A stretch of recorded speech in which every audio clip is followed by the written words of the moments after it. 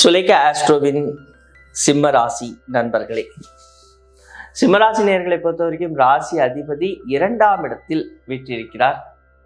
ஆனால் அவர் கேது பகவானுடன் இணைந்து இருக்கிறார். அங்கே புத பகவானும் இருக்கிறார்.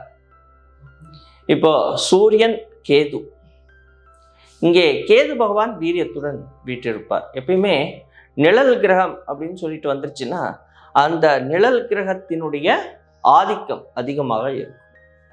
நிழல் கிரகத்தின் பிடியில மற்ற கிரகங்கள் இருக்கும் அப்படிங்கிறது சாஸ்திரம் சொல்றது.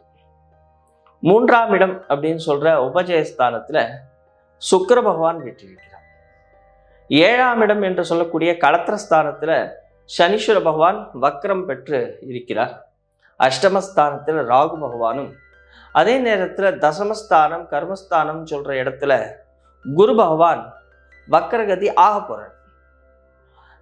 செவ்வாய் பகவான் ஒரு யோகி, ஒரு கேந்திர திரிகோணத்திற்கு அதிபதியான செவ்வாய் பகவான் அவர் மிக அழகாக 11ஆம் இடம் என்று சொல்லக்கூடிய லாபஸ்தானத்தில் இஷ்டங்களை பூர்த்தி செய்யக்கூடிய ஸ்தானத்தில் வீற்றிருக்கிறார். அவர் 12ஆம் இடத்திற்கு இடம்பெயர்வார். அதாவது ஒரு நீச்ச இடத்திற்கு அவர் இடம்பெயரப் போகிறார்.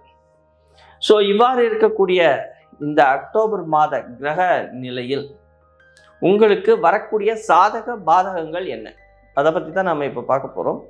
எந்தெந்த விஷயத்தில் நம்ம எச்சரிக்கையாக இருக்க வேண்டும், எந்தெந்த விஷயம் நமக்கு சாதகமாக இருக்கிறதுங்கிறத நாம் பார்க்க போகிறோம். சூரிய பகவான் ஐப்பசி மாதம் அப்படின்னு சொல்லும் பொழுது அக்டோபர் ஒரு 15 தேதிக்கு மேலே அவர் 3ஆம் இடமாகிய வீரியஸ்தானத்திற்கு இடம்பெயரும் பொழுது ஒரு சந்தோஷம், ஒரு சௌக்கியம்.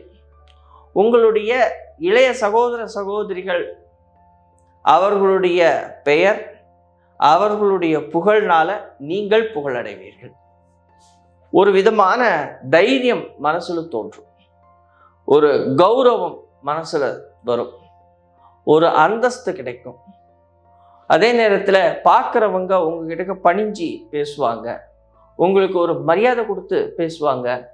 உங்களுக்கு நீங்கள் போகிற இடத்துல உங்களுக்கு மரியாதை கிடைக்கும், ஒரு கௌரவம் கிடைக்கும். ஒரு வாழ்க்கையில் ஒரு படிக்கட்டிலையும் நாம் போகும் பொழுது உங்களுக்கு தேவையான சில விஷயங்கள்னு இருக்குது, அது உங்களை தேடி வரும்.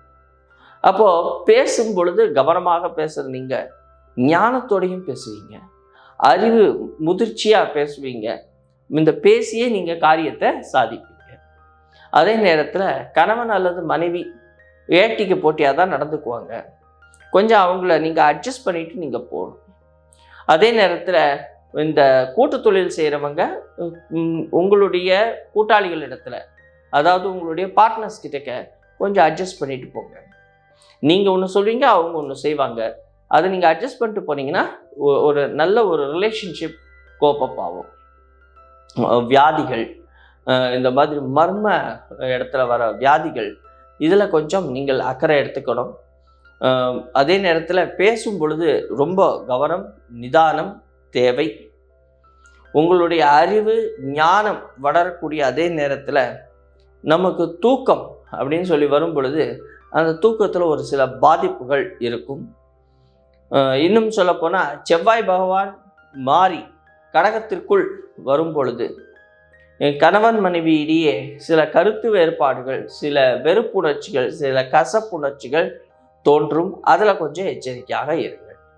இளைய சகோதர சகோதரிகள் மூலமாக உங்களுக்கு தன லாபங்களும் அவர்களுடைய ஆதரவும் உங்களுக்கு கிடைக்கும்.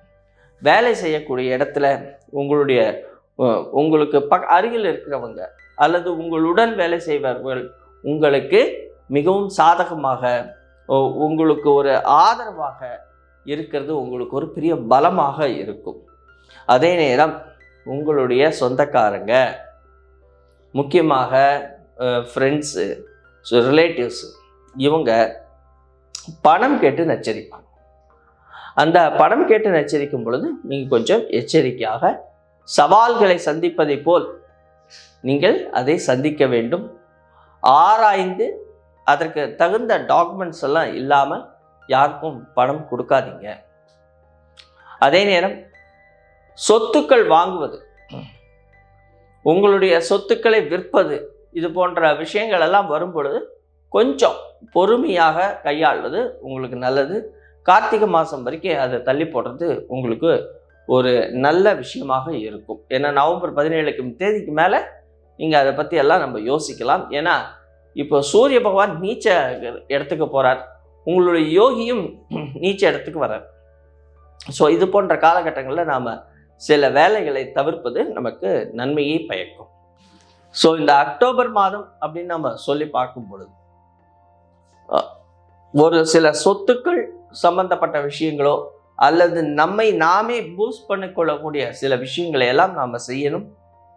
தேவையில்லாமல் பேசுவதை தவிர்க்க வேண்டும். நல்ல ஞானம், புத்தி, அறிவு கூர்மையெல்லாம் வரப்போகிறது. தொழில் விஷயமாக லாபத்தை சந்திக்க போகிறீர்கள். அப்போ தொழிலில் கூட்டாளிகளிடத்தில் கொஞ்சம் எச்சரிக்கையாக இருக்கணும். கொஞ்சம் விட்டு கொடுத்து, அதாவது கணவன் மனைவி இருக்க அந்த உறவில் இருக்கிறவங்க கொஞ்சம் விட்டு கொடுத்து போங்க. கூட்டு தொழில் செய்கிறவங்க கொஞ்சம் விட்டு கொடுத்து போனால் இந்த மாதம் மிகவும் ஒரு சிறப்பான மாதமாக உங்களுக்கு அமையும். நன்றி, வணக்கம்.